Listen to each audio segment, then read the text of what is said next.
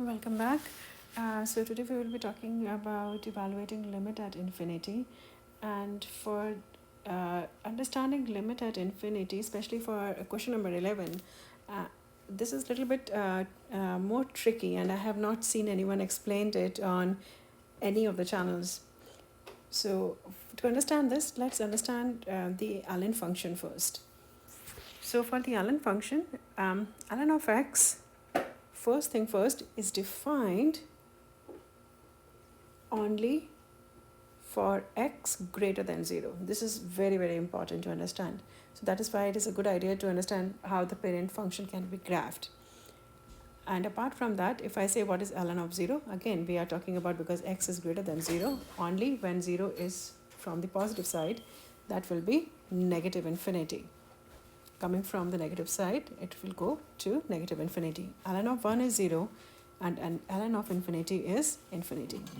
Now, if you are just starting to understand the calculus and the limits, then we can do a simple trick and we can say, okay, there is a direct substitution is there, and with the direct substitution, I will get negative infinity of infinity and then plus 1, because we don't know that infinity of infinity is called indeterminate form, right? And why it is 1? Because I cannot, it is an indeterminate form. The logic is something called L'Hopital's rule that eventually you will learn, or you might have learned.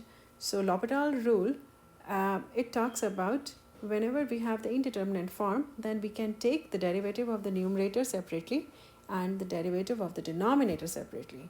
And when you take the derivative of numerator and the derivative of the denominator separately, the things will look like something like this. Derivative of ln of x is 1 over x, and x to the power of 4 will be 4x cubed.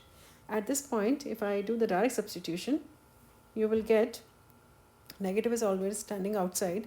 So 1 over infinity divided by 4 times infinity, because x cubed is nothing but the infinity, right? Because infinity to the power of any number, it is so large. Now, what is 1 over infinity? 1 over infinity, remember, any number, it is not about only 1. Any number divided by infinity will give you a 0. So in this case, we will get 0 in the numerator and infinity in the denominator. That is why in this problem, it is a 0 plus 1, which is nothing but 1. Alright? So be careful. Number 11 is a very beautiful problem.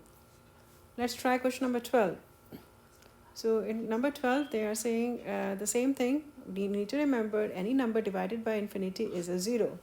So if I use a direct substitution, we will get negative e to the power of negative infinity minus 1, and we can rewrite it in this way because any negative exponent can be written as a fraction. So negative 1 over infinity, that is nothing but number over infinity. What is that? That is a 0. That is why the answer is negative 1. The same thing will follow for question number 14. Let's use the direct substitution for 14. So we can say, remember, when you are doing the direct substitution, there is no need to write the limit notation again. So negative e to the power of negative infinity, because infinity multiplied by any number will be infinity only. But remember, it is a negative times negative infinity because it is negative 4x, right? Because it is a negative 4x and x is approaching to negative infinity. So that is why the answer will be negative infinity. So work with little bit caution for number 11. There is a logic why it is 0. Thank you for watching.